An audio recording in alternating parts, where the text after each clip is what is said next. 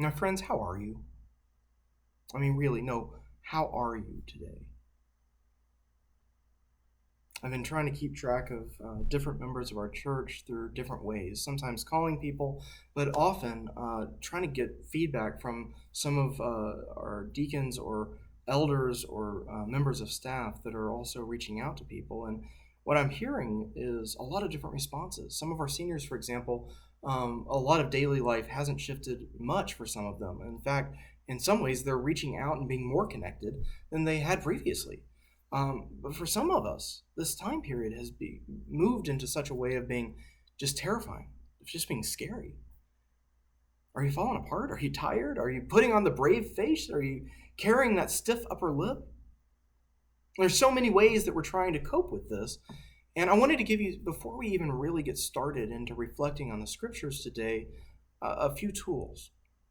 If you were to go to our website, for example, even just right now, break away and go to the homepage, there's a little bit of a saying from me trying to introduce people to who we are as a church, as a safe place, and hopefully a sanctuary as people are facing this outbreak.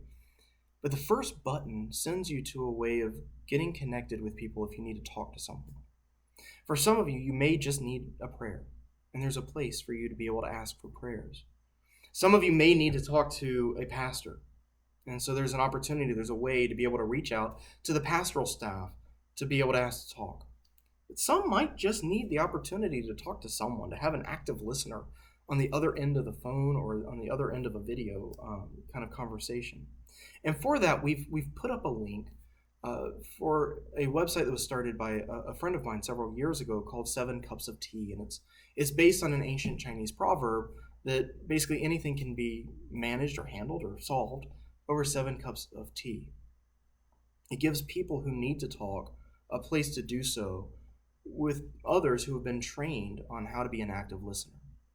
I commend it to you if you need some place to go right now. And more than a prayer is needed, but you don't feel you want to reach out to a pastor, this is a place, a safe place for you. Because the fact is, we're all handling this in different ways. I mean, the past few weeks, for me at least, I felt uprooted from reality. The surreal, that idea of the surreal makes sense in ways now that it scarcely has at any point in my life. I'm worried about far-flung members of my family, especially the one remaining grandparent I have left, my mother-in-law, my own 2 parents, all of whom fall into the category of vulnerable for different reasons. I'm worried for another member of my own family who's about my age and is showing symptoms that we're unsure of and don't really know what they mean. I'm working with my spouse to try to create some sort of normalcy for our kids who are constantly asking really great but really tough questions during this time.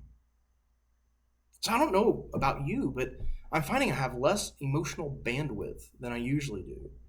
For example, usually when I'm stressed out, I need some music or maybe some comedy, and you at home might use music as one of the ways of not only building yourself up but connecting, enjoying art. And if that describes you, we have, again, on our website, a page for spiritual connection. And one of the possibilities down there are a number of playlists that have been organized and put together by the staff at the church to be able to create soundtracks for us in our own homes as we're going through this. I mentioned earlier comedy being one of the big ones. You know, as much as I love great stories, and really even some big dramatic stories like Broadchurch, if you've never encountered it from the BBC, is phenomenal, but it's heavy. Game of Thrones, for any of its salacious nature, is also some of the best storytelling. Breaking Bad, Handmaid's Tale, there's all these different stories that are out there to be seen and viewed essentially effectively through television. But I'm finding I need a different story. I need an alternative story to the heavy stuff being shown there. I need Monty Python. I need Caddyshack, Arrested Development. I need slapstick and silly. I need shows that have less at stake. Just a couple days ago, Caroline and I stayed up watching a few episodes of The Carol Burnett Show because we needed something that is a different story than we face daily. Well, over the past 3 weeks or so, I've been hearing a lot of stories from members of our church on what they are doing to cope during this time period. For example, there's some who, because there's so many unknowns and so much new and just so much that's terrifying, to be honest with you, about COVID 19, that they have glued themselves to 24-hour news cycles, trying to soak up every bit of information to have a sense of knowledge or control over what is happening these days.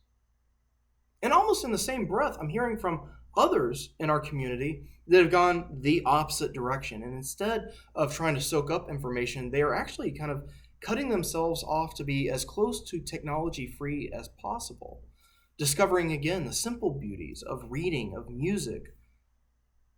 These are all important ways to be able to cope as individuals and to find ways of not only getting a sense of control over our environment, but to find comfort in our own way. Because the fact is, I'm finding that we all need a different kind of story these days. We needed it, I think, before the coronavirus outbreak, but the past few weeks have really highlighted it for us. To put it another way, in the past few weeks, I think we've had demonstrated for us that we need and want another way in our lives. The day-to-day that we already had was something that didn't really work. It was the groove we were in that had become the rut. That our daily lives were stuck in a place often of higher anxiety, of trying to make it, of day-to-day trying to just manage our lives, even if it had loneliness in it and a lack of connection, a lack of being with our loved ones.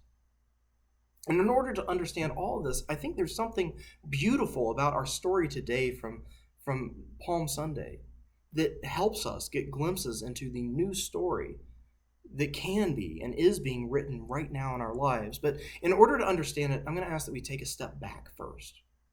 If we step back for just a moment and look at the context that sits behind Palm Sunday, we start to realize a few things. First, we'll start to realize why it's such a tense dynamic and why what Jesus is doing is seen almost as an act of sedition right off the bat, and to be honest, likely was. You see, Jerusalem has, at this point, by the time Jesus is on the scene, traded hands at least 4 different times in the previous handful of centuries. And even when it was an independent state, it was really kind of a vassal state or a puppet to some bigger power, basically going all the way back to just after the time of King Solomon.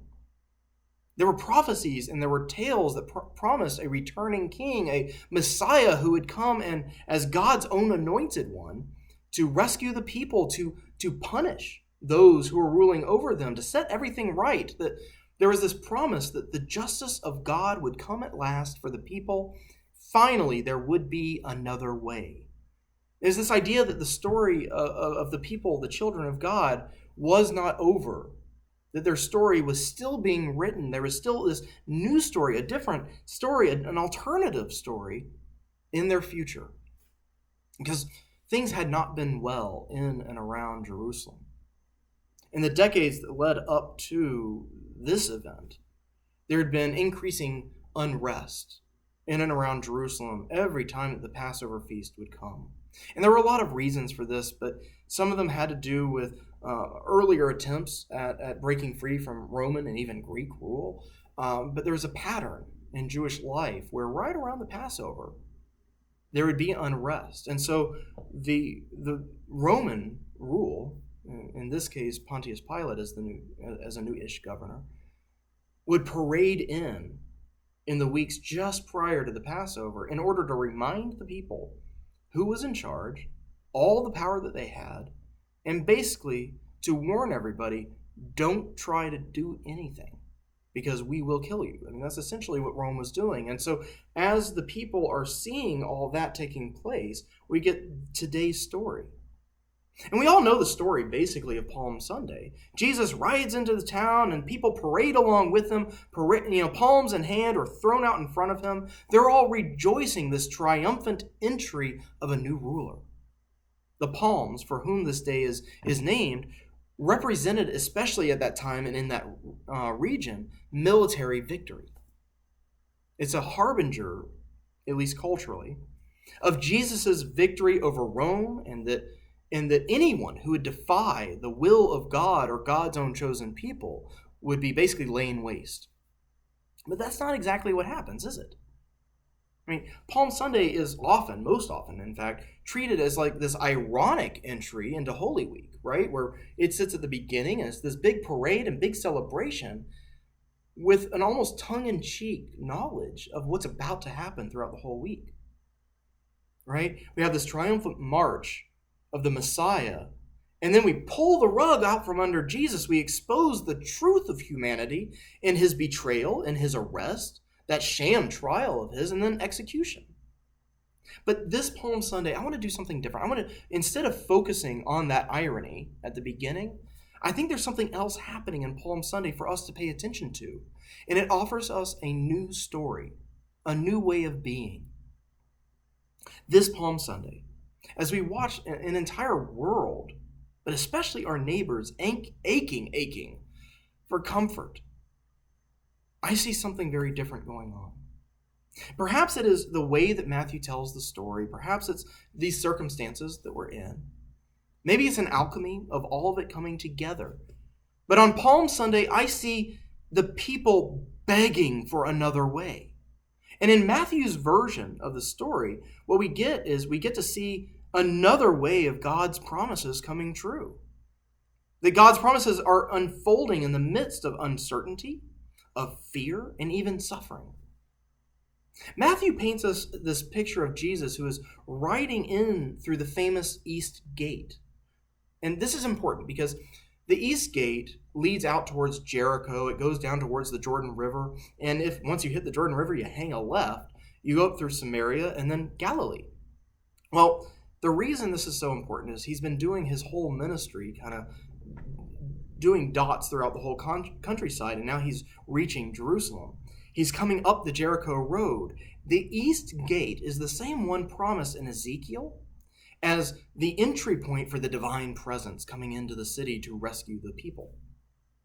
But this Palm Sunday, as we get it, we not only get this entry into the East Gate, but on top of that, we get this promise of him coming in instead of on a war horse as this triumphant figure.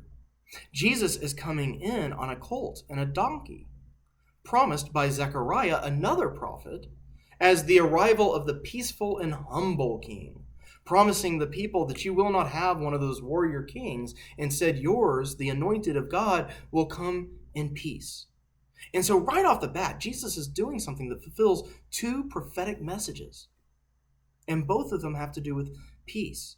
The peace of God's very own presence coming into the city, and the peace of a king who is not there to rule and control, but one who comes in humility. Those who have been following Jesus along the way up to this point, out in the countryside and in all the towns and smaller villages, they're all being asked by those who live in the city, hey, who is this guy? And the response is, this is Jesus, the prophet of Nazareth. And all these people, all of them now, both in the city and those who are coming in, are yearning for something different that their hearts can barely name. And yet they're met with a scene that Jesus is painting for them in this picture that promises peace and restoration. It's a promise that all things will be set right. The people are hungering for a different way of being. And Jesus is pointing them in a new way. Instead of a new ruler who's going to come and conquer other, powers, Jesus is saying, you want a different way? I'll give you a different way. It looks different from what you're used to. It's humble. It's guided by a peaceful presence. It promises restoration of your soul. And all of this stands in stark contrast to those who would control or grandstand and take from others. So right here at the very beginning, the way that Jesus enters into the city is revealing and reminding people of prophetic messages of the past, of what God's will is for the people. But Jesus is also coming in and saying, you want a different story, you want a different way? Here. But it really is different. Now, the temptation right now for us would be to skip to the end of Holy Week and for us to use this passage simply as a foil, as a setup for the rest of the story. But Palm Sunday is not simply about Jesus' story for Holy Week. I think it has everything to do about us as humans, as people, and our needs for a different story. It is absolutely about the fickle nature of humanity. I don't think we can get away from that. There's no doubt about it, in fact. But perhaps more true is that Palm Sunday is about our yearning for something different, for an alternative story for our lives, and meeting Jesus and being in awe of it, seeing it and saying, yes, I want that, without fully knowing what to do about it. Well, I'd like to share a few stories with you now that are alternative stories being lived out right now for each of us to be able to see, to recognize, maybe to get our own ideas of a new or an alternative story for our lives that could be written right now. Now, to help give some context to this, I started receiving new stories from members of our church as much as 2 or 3 weeks ago. We had high school students that were reaching out to us in the earliest days of us slowing down and shutting down the church, saying, hey, what can we do to help? We had high school students that were reaching out saying, I'd like to go buy groceries for any of our seniors who are shut in and cannot get out. I mean, that right off the bat was such a beautiful story, and they've been growing. There have been more of them. And so right now, before we even dive into some of these stories, I hope that today's message gives everyone at home the opportunity to start thinking about what you might want to do and to reach out and get in touch with us. Help us as a church become kind of a ground zero for getting our own members to go be the church out in the world, to share and show a new story to our neighbors about how to live in this time, because it originated with you and some of your own stories. Now, another thing that came in that influenced some of how to share it is that if any of you are familiar with the TV show The Office that came out quite a few years ago now, I think it started 15 years ago, the character Jim is played by an actor called John Krasinski. And he had just a new episode of a show that he's filming in his own home, much as we are doing now today, where he says he's so sick and tired of all the negative news. He wanted to be able to show something that just shows great stories, good stories of people doing good, of inspiring others. And so it's a wonderful one. I committed to you. You can find it on YouTube. But there are stories that need to be told. And I hope that those stories that are being told will inspire you in your daily life to realize that on Palm Sunday, Jesus is inviting us all to live a new story, one that is humble and loving, that looks to the care of our neighbors, that finds way of reaching out. And so here are a few of those options that are out there, or stories that are being lived right now. The first and foremost that I want to share with you is one that I've already shared before, but want to make sure I'm repeating now, and we'll be finding ways to, in our liturgy this week to make it available to you. But Dominic Trott has been making long-use masks for healthcare providers that can be washed and reused. And there's not a kit for it, but there's a process. There's an easy template to be able to use where you can cut out material and make the mask so it can be worn over their medical grade mask and then be able to reuse it. And so I want to invite you to be able to get involved with that. And one way to do it would be to reach out to the church offices. You can do this through email and reach out to us that way.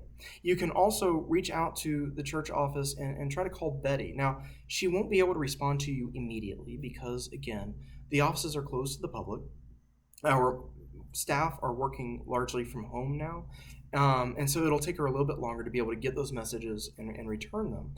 But if you're reaching out to us and want to get involved, we can help direct you to how to make these at home, but also how to get them into a centralized location so they can be sent to the people who need them.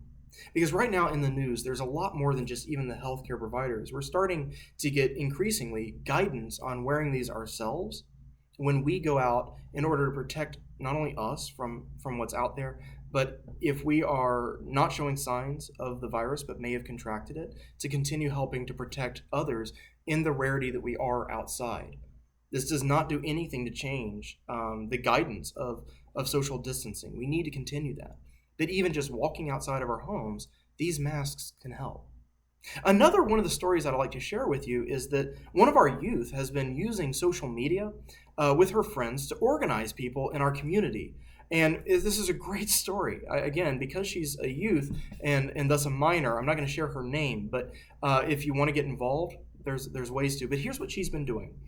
She's been using social media to organize friends of hers to using proper sanitation practices to bake cookies for healthcare workers and first responders. Now, obviously, any of us who would want to be involved in this need to follow best practices of wearing gloves and masks and hair guards and use sanitized packaging to be able to do it. But we can do this to help support those who are on the very front lines of dealing with this healthcare crisis. And most importantly, to give them signs of hope, to give them some support to help prevent burnout, because increasingly in the news, we're receiving stories about our healthcare workers being pushed to the absolute limits. If you're hearing of any other stories and ways in which people in different neighborhoods or even our own are supporting our healthcare workers during this time period, please share them. If you want to get involved and also be able to bake and provide cookies, as long as again, we're doing so in ways that do not put them at risk, you can do that and get in touch with our church offices and be able to share these stories with each other. And I mentioned it elsewhere this week, but one of our own Sunday school teachers, just over a little over a week ago, came up with the idea of hosting here in Westfield a day of prayer. Well, we took that idea and took it to the local clergy here in town, and we organized meetings with them. We got in touch also with Mayor Brendel and got her support and some of her support on promoting this. But we as a church and some of your leadership at the church wrote the framework for this event. We wrote the script that the leaders would use. We wrote and even assigned really who would do each part of the prayers. And hundreds in our community showed out for this event and participated in an entire prayer service that was done online. And the fact is, there's going to be more opportunities for this. I say this because our story as a church of how we're leading in our community is still an ongoing story. We have not shut down as a church. And in fact, what we're finding is a new way of being church where our everyday lives are becoming an expression of humility and peace, of love, of restoration for our community. And every single one of us are invited into that. It's all about good news. It's about being and living the good stories that our neighbors need, that we need ourselves, that are happening all around us and are being led by our church. Because our church is not simply the leadership of the church, it's not simply the staff of the church. All of us are part of this. So I invite you now and even later as we go through today and the rest of this week to share ideas, to reach out, to join us in what we are doing to support and care for our community. The power of Palm Sunday is that Jesus is offering us a new and alternative way of living, another way of leading, a new way of being. And always, I think, the deepest parts of ourselves are saying yes. Occasionally, fear and anxiety, self-preservation holds us back. But in this time, I hope it is the hunger for reaching out beyond ourselves that will help us become good news for someone else in their own life. Holy Week may mark the way that everything else gets in the way. But right now, right here, we see that the life that Jesus points to is the life that we want most for ourselves. It's a life of peaceful presence, of compassion. And you can have that life right now, right here. Join us. Friends, go and be at peace. And I hope that you will live into a new story that Jesus invites us to, a new life rich of taking care of other people, this day and always. Amen.